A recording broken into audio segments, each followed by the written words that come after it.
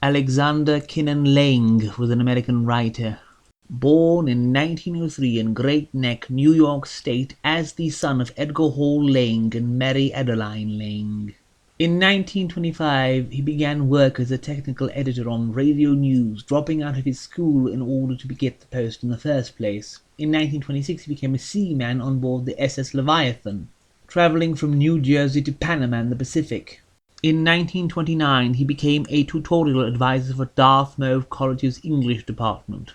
The following year, he also became arts advisor for Dartmouth as well. He received a bachelor degree at Dartmouth in 1933, and in 1934 he won the Guggenheim Fellowship for Creative Writing, traveling the world writing and doing ethnographic studies in the Pacific.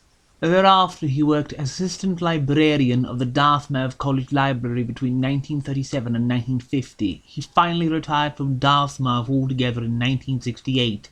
Laing died in 1976 at Mary Hitchcock Memorial Hospital in Hanover, New Hampshire. He was married 3 times, having 1 son. As a writer, he was known for his naval fiction such as Seafaring America and American Ships, and besides these and a few volumes of verse, he also contributed to magazines like Atlantic, The New Yorker, and Harper's.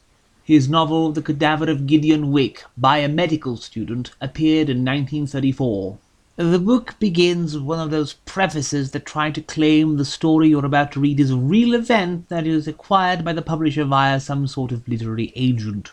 The story begins with 2 unsettling events slowly unraveling. The narrator, seeing an acquaintance become seemingly possessed by demonic rage after being hounded by the persistent vision of a demon haunting his limb, while suddenly all the pregnant women around town start giving birth to deformed, meowing human seal hybrids.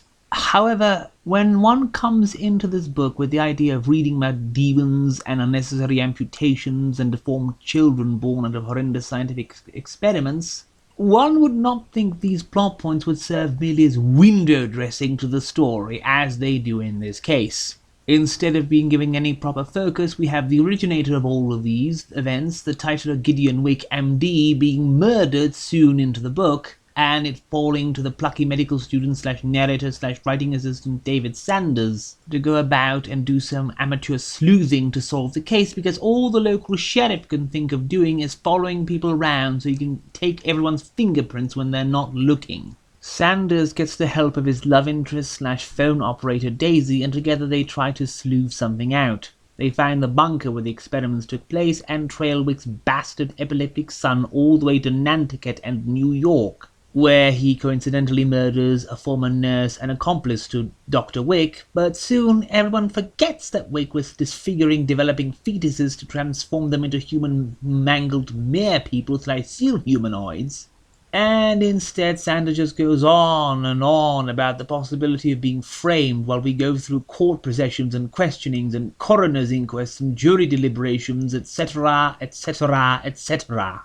The inhuman experiments stop being a focus entirely, maybe 2/3 in, and they never come up again. We have to wade through page after page of talks about embalming and examinations and clothing and weird mushy prints on light bulbs.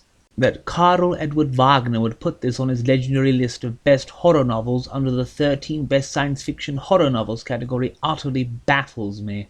Perhaps he read the second edition of this book, which the author trimmed down to about 100 pages less, courtesy of Laing going in with a pair of scissors, but even if the sleuthing is severely cut down, it wouldn't make the fantastical material present in the book any better due to its scarcity and sheer neglect towards the end. Laing also wrote 2 other novels with a fantastic-seeming premise, or at least some fantastic episodes of the story, both starring Dr. Scarlet, a ship doctor, one supposedly dealing with a headless tribe, but I've not been able to find a copy of this yet.